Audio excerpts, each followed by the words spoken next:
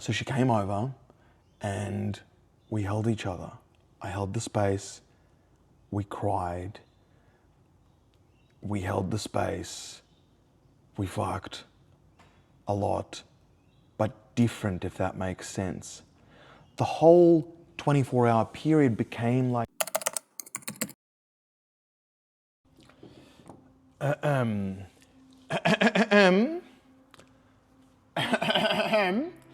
you're gonna be a little mad at me. So I saw the ex-girlfriend. In fact, she stayed over. Let me explain. It was good. Let me explain how it started. It will make sense. So for those following along, obviously we've broken up. It's been very turmoil. I'm crying every day, anxiety attacks, not sleeping, etc. She's gone to a festival. Apparently, has hooked up with some men, doing lots of intoxicants, completely checking out. And me saying, don't do that. Us working through it, having arguments over the phone. Realizing that I have a lot of rejection sensitivity. Rejection sensitivity means when I feel like she's about to reject me, I get really like, you don't even love me anymore and you don't care, you're just this and you're just this. And that happens automatically and I stop kind of listening. So, one of the big things over the last 2 days while we've been conversing, and we're conversing sort of on video call, we're having cries, she's also coming down so she's screaming sometimes, is she's realized she hasn't communicated pretty much at all over the past 2 years. She's gone into a relationship where she believed that I was better than her. So she would look at me and be like, I'm just gonna be whatever he likes to do to match his energy. But really for herself, she's been scared. She's been scared because, family stuff has left her sort of in a fear response, but generally she's a more scared person, but also not scared in some areas. But basically there was a mistrust and we could never get there. I was like, why don't you trust me? Why don't you trust what I listen to? Why don't you trust things? And she basically said that, I never hear her. And me being a man, I've always, what I do is, I was like, men are attracted by the way a woman makes them feel about themselves, and women are attracted to what they hear. I was like, if you say the right stuff, not say the right stuff, but listen to them. I don't look at women that way. I just, in the back of my mind, I know that listening to women is important, but I listen to everybody, so it's kind of important everywhere. Point is I had a mental model, and my mental model was this. My mental model was, I don't think I'm good enough. I'm insecure.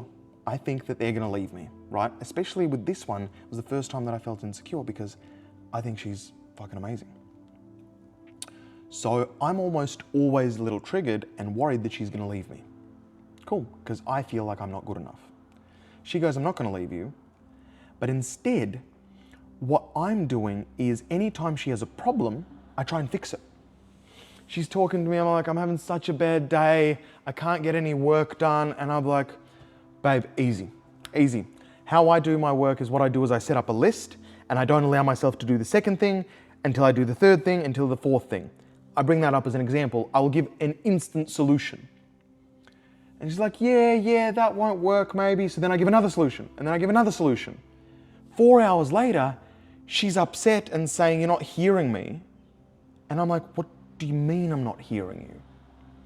I've been doing this repeat pattern for years and years and years. And I've been really trying to address relationships because I've kind of addressed the money, just addressed the freedom, addressed bits. And I was like, I really love the females and I love the feminine energy. And when she came into my life, I was like, wow, I'd been single for a while, 2-3 years. Anyway, here she is. And I have realized that what women need, reading a great book, Men Are From Mars, Women Are From Venus, or the other way around. And it said, women are attracted to by how you make them feel. And I was like, shit, well, I don't make them feel good. Every time I give them solutions, they get just upset. And it says that women get relief by, with their community members, talking about their problems. it gives them already relief by just having their problems heard, and then they go figure it out on their own anyway. They're not looking for solutions. And I was like, whoa. And, you know, with the books, I picked up the book, Man vs. Women vs. Mars, because for the first time, I was like, you know what, maybe I don't know everything about women. Like, far out. How many times, like, I'm failing, I'm missing something. So I was like, let me just take the best book on it. And literally within the first couple of chapters, it explained how we work differently. So I started with mum, with sister, talking to females differently. And instead of giving solutions, I just listened to them. The cool thing is I already learned to listen, and I really listen well and hold the space for people. But what I do is I instantly give solutions to people that I really care about. To other people, I'm just like, oh yeah, that sounds really bad. Like I really get their feeling. But with my partner, I would never do that. So I was like, right, okay. So if that happens, that's like, wow, all right, that's pretty shit. So I started doing that, and my mom and sister, they felt more received. We didn't have any arguments. There was no resistance. And I started talking to men as well over this breakup a lot more. I don't speak to men as much, and men are logical, and we don't do solution mode, great. But women know. So she's about to leave the country, and I was like, even though this is wrong and stuff, I would really love to see you and be able to just hold you and hear you, because I'm worried that I've just found this out. I found out also that you're scared, and I didn't know you're scared because she presents as like this tough, like I can handle anything. Like she looks at me and she's like, and she's like, oh, he's gonna leave me if I'm not, So she's been, So I'm like, babe, you all right? She's like, yeah. She doesn't talk like that. But now she's confronted her vulnerability, and she's like, I'm actually just really, really scared. And I'm just like, well, I've been really worried about losing you this entire time, so I'm just trying to help you all the time, but I realize you just need to be heard. And we got to this space, and we're in this place where we're rejecting each other, we're still separating, everything's like going, but I couldn't let her leave the country and not feel the memory that I can hold that space. I can listen, I can do that. So she came over, and we held each other. I held the space, we cried, we held the space, we fucked a lot, but different, if that makes sense. The whole 24-hour period became like this healing bit, was like intimacy, a little bit opening up. She's showing her vulnerability, I'm showing that I can hold the space, open. And by today, we uncovered one of her biggest things that she was trying to figure out for our entire relationship. In my past, I've done some things which I'm not proud of, and a couple of decisions were really bad. And those decisions impacted other people. Those decisions were bad, and I don't relate to myself that way because I was extremely intoxicated in a drug psychosis, and I was put in a position where I was cut off from my family, all money, friends, and manipulated by, frankly, drug addicts pretending to be my friends around me that really were just making a mockery of me. And I was put in a position where I made a bad choice. I tell people about this bad choice. I've gone to therapists, judges, coaches, etc. I've kind of cleared it from my soul. And you know, from that moment on is I realized I want to be for people. I realized that the highest kind of form is to give love and give back to people and be a good person, like do good things. Everyone's got an energy. A man has always got the energy, right? But the man that's selling nicotine vapes is a piece of crap. The man selling narcotics is a piece of shit. Like you are a piece of garbage.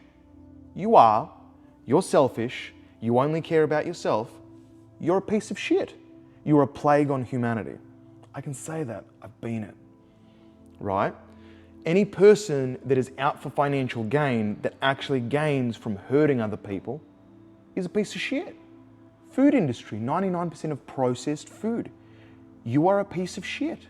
And you can make it okay, but you're like, but no, I create cheap food for, you know, households that can't afford it.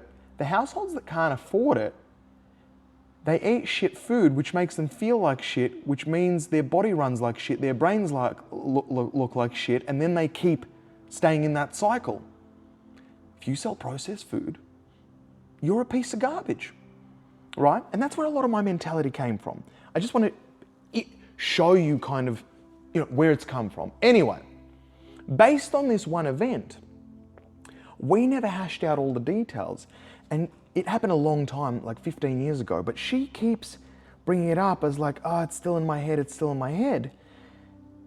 And even her therapist was like, oh, it's probably trauma related, just keeping repeating it in your head. She believed it was her problem and she needed to sort it, but no matter what, it would make her close up and feel unsafe about me because she'd feel the kindness and she'd feel my love, but then she knew I did that in the past and she couldn't make it right. But we never went through what actually happened. So it turns out that the picture she built was completely different to what actually happened. And in already creating a space of like open communication, vulnerability, and I'm like, here's my heart on my sleeve, here's my heart on my sleeve. We went through this and immediately a huge weight lifted off, like everything made sense. Here is why she was acting scared. Here's why she was untrusting. Here's why she didn't fully give in. Here's still why she wasn't, here's still why she broke up with me sort of quickly. It's actually why she went to keep doing other things. She's trying to check out and forget because she has to forget me because it couldn't have worked because morally she felt unsafe and it was just a lot of muck. And in communication, we figured out and literally the trust and safety just kind of returned and it's never been there. Never ever. It would be weird because over text or if we're not in the same vicinity, you've been along that we're in separate houses, it works. But then when she sees me, instantly thoughts come up of a bit of distrust and because she has trauma around it, she's not available fully. And I'm like, here's my heart. She can't give her full heart and she thinks it's her problem. I thought it was her problem. We tried to work it out. We couldn't work it out. Anyway, point is, she's just left an hour ago, or 30 minutes ago. We're still separating. She's gonna go do her own thing. And it looks like we plan that if our paths cross again, then great. I'm still doing all my stuff. I know what I need to do next. We need to get the rig back to where it needs to be. Well, not back to where it needs to be.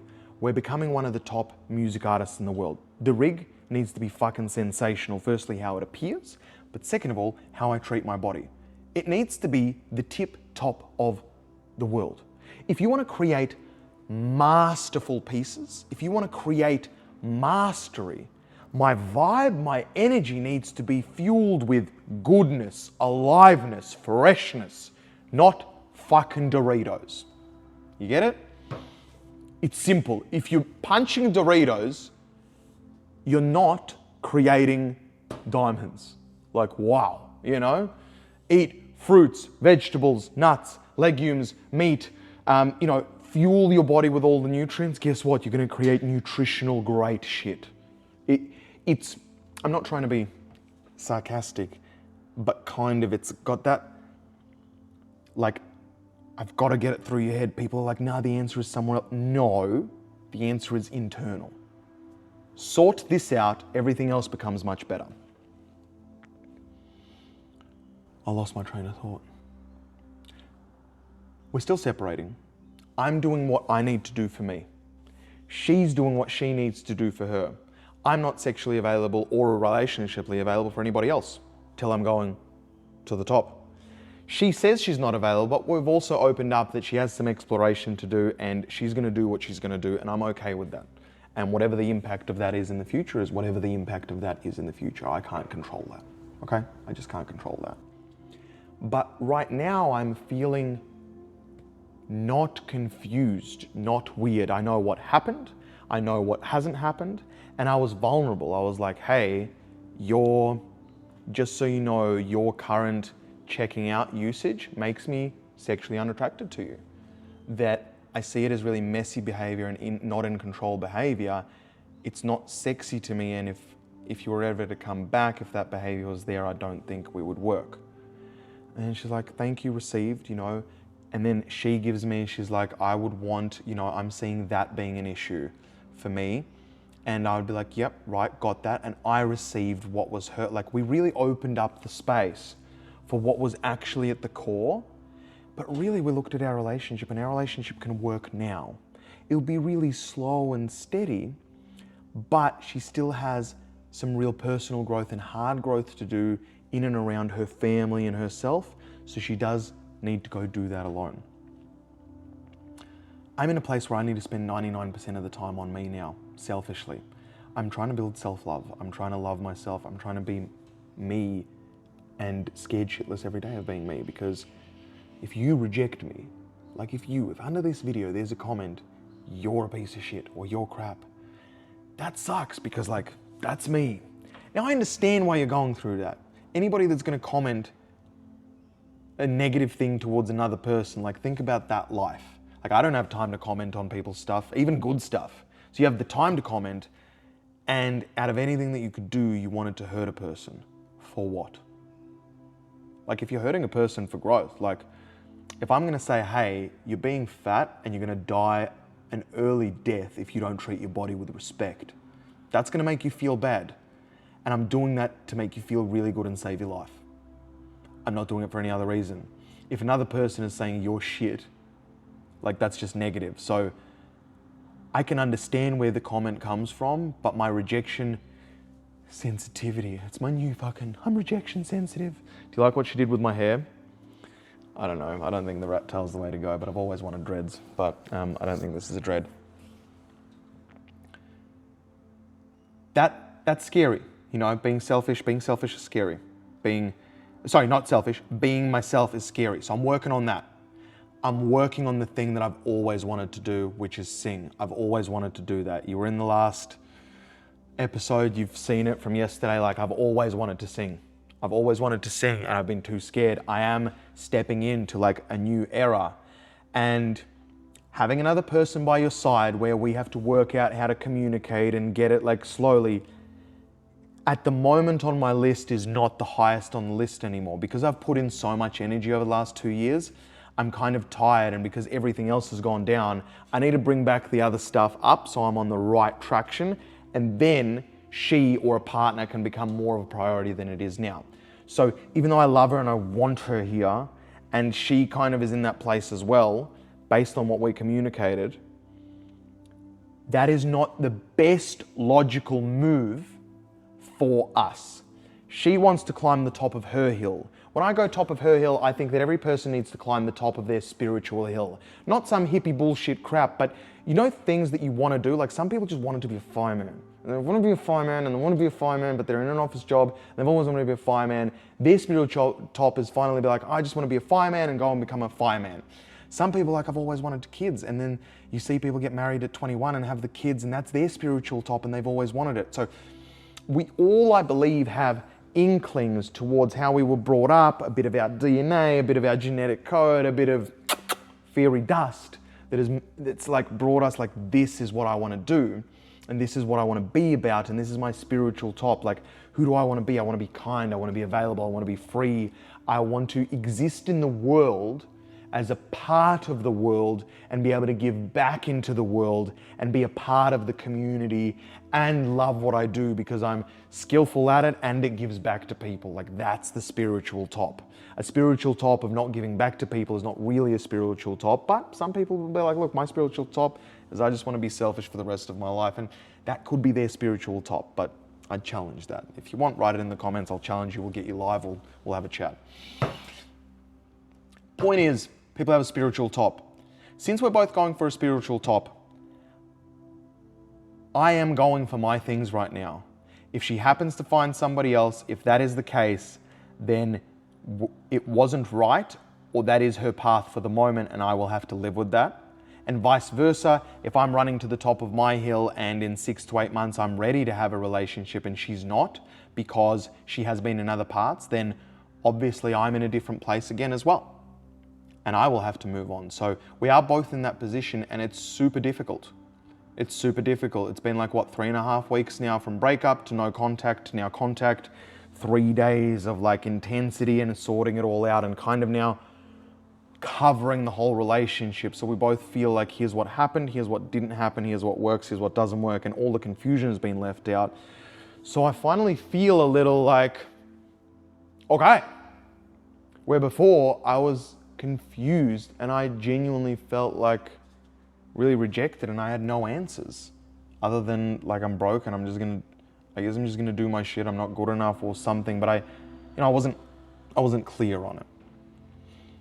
I think what to get from this, and this is huge, and I was always a big proponent of him, and we worked on it. She even did courses that I recommended on communication.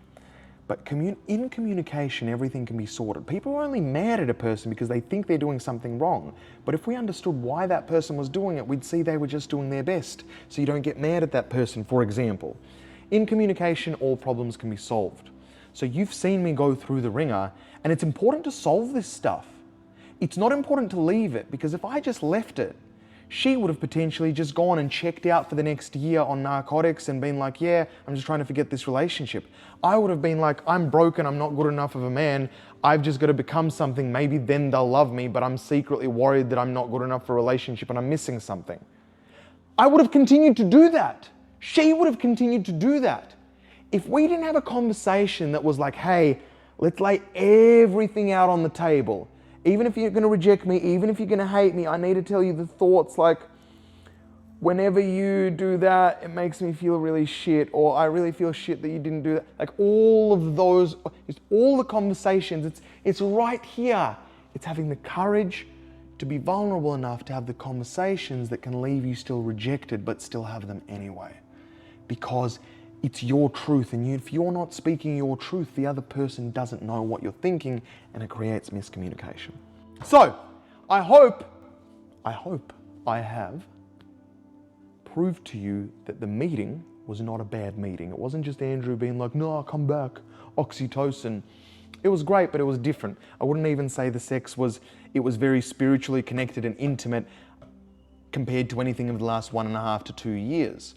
So it was healing because we were able to connect on a safe place, which she's never felt safe, or safer, because she still has her trauma to deal with. Safer than she's ever felt. And that brought the connection to level 500 of what it's always needed to be. And it's so bittersweet because it's like if we picked this up a year ago, we would be in a different place. But we didn't, and that is life. You have to live with that. When it comes, and I can learn the lessons that I need to learn. A couple of lessons I learned is when there's offness in the relationship, you need to address it immediately and not ignore it. If there's an offness or something off, let's have a chat. Hey, babe, I'm having a tough time with this. We need to have a chat. Let's clear this up. In a relationship, having the courage to talk about when something's off as soon as possible doesn't make it ferment into a weird thing in your brain. It allows you to bring it up immediately. If you bring it up in a space where both people are ready to receive it as well, meaning I'm not going to be like, no, I didn't do that. Be like, hey, babe, I just want you to hear me out. This is how I feel. And now it's your turn. You tell me how you feel. So when you do that, you will have the experience of knowing. She gets to know you fully. You get to know her fully. And then you'll be able to sort out whatever needs to be sorted out. I don't even know where I'm going. Communication is great. Do it. Do it with friends. Do it with anywhere that there's offness. It's just things that haven't been communicated through. Point is, I'm a live example of it's happened. So, we are now free. However, this video is being done late. My gym has, I'm free flowing with it. We'll still do gym today and an hour of cardio. But I feel like I'm ready. Like I am not, as weird as it is, it doesn't feel like I'm traumatized by that relationship. In fact, I loved and love her so deeply that it is why I have decided to go all in on my life in terms of the things that I want. She's given me the courage to just be me. And she wants to see me not be trapped by pretending or trying to be something else. Trying to run heaps of businesses and earn lots of money even though it's not what I like. Just doing anything other than singing, basically. And trying to be honest, because all I just want to do honest, like vulnerable, I want to give back to people. I want to literally show you how to do this. So, that's cool. That's where I'm at. Don't be mad at me. I hope you understand why I did that. And I hope you got it useful from it too. I'm gonna go eat my beef jerky, hit the gym like a fucking legend, and see you tomorrow.